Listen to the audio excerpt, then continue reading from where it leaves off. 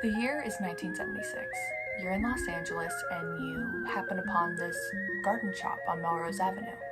You peer inside Mother Earth's plant boutique and you are instantly drawn in by the lush, green atmosphere and the swarm of like-mindedly curious and enamored patrons. A certain plant catches your eye, so you take it to the checkout counter. The cashier tells you your total, you hand her your money, she gives you cash, and then she gives you your plant back, but there's something else there. It's a record.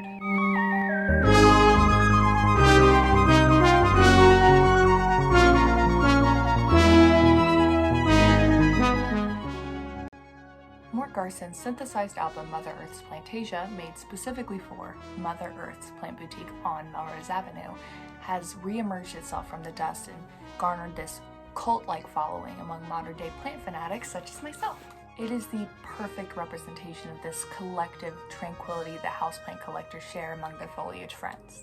But what is this collective feeling exactly? Is it simply the joy that all hobbyists share regarding their picked passions?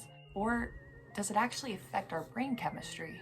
Well, might be both.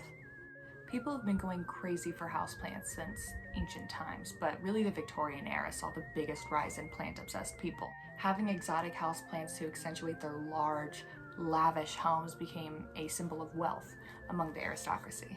After World War II, houseplant popularized as industrialism allowed for climate-controlled homes, better access to running water, and an economic boom to boost. As the traditional and often dull office setting became commonplace a few decades later, scattering a few ferns to brighten up the environs was more often than not. Since then, a touch of green in an indoor space is so ubiquitous, it's almost a necessity for every home. But there's more behind the houseplant obsession than its decorative appeal.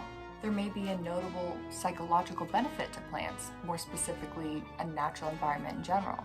The inherent attraction humans seem to exhibit for plants is referred to as the biophilia hypothesis. This has been studied and supported for decades, and researchers believe that it has roots in evolution, seeing as how for much of our existence we lived in far closer proximity to nature than we do now. So what does this plant power look like in action? One study used heart rate and blood pressure as ways to measure stress among participants who completed both a computer task and a repotting task. The results showed that participants had lower blood pressure and heart rate while doing the repotting task as opposed to the computer task. I wouldn't say that this finding is particularly groundbreaking, seeing as how computers can be stressful and transplanting is a relatively low-load task. But get this. In another study conducted in relation to the COVID-19 pandemic, a group of students were given an anxiety and depression questionnaire, and then asked questions about the visibility of greenery around them and their access to outdoor spaces with greenery. They found that oftentimes the lower the score on the anxiety and depression questionnaires, the more access to greenery they tended to have in their environment, whether it be indoors or outdoors. This isn't a relationship that exists solely within a pandemic or within a specific task, though. People who live with houseplants for long periods of time have shown to be happier, less aggressive, and are overall less likely to have depression or other similar mental illnesses. There's a pretty well-known concept first posed by Roger Ulrich in 1989 called the stress reduction theory. This posits that natural environments lead to quicker de-stressing than urban environments, as measured by a battery of tests like self-assessments and muscle tension, to name a few. People who followed a guided, nature-based meditation had decreased depressive, ruminative thoughts. There's a plethora of other studies that corroborate the same findings. Factory workers who wore VR headsets of nature scenery, not one but 3 separate studies of college students going on walks in a forest, all had the same positive effects on mental health. One systematic review of the available literature summarized it pretty well. Almost all across the board, anxiety went down, positive affect went up, negative affect went down, energy went up, stress went down, cognitive functioning, specifically attention, went up. You get the idea.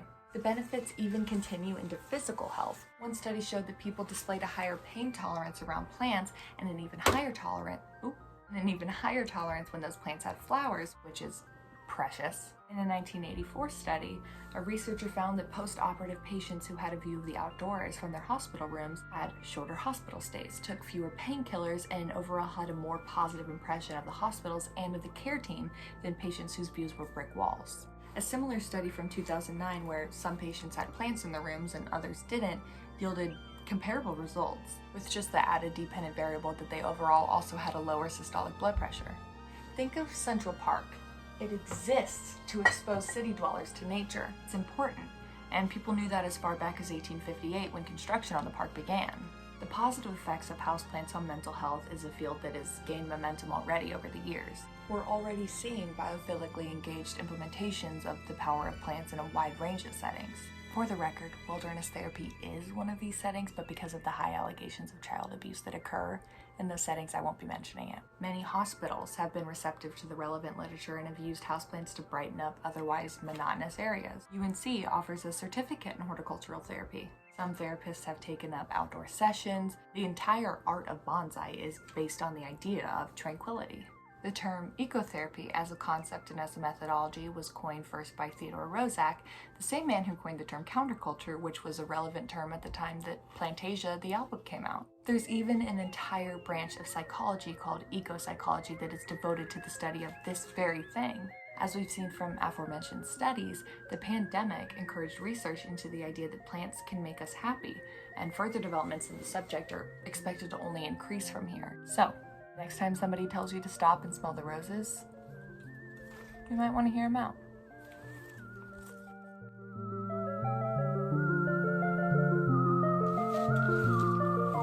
No! Oh, I got dirt on me. I spilled dirt. Still good for my mental health.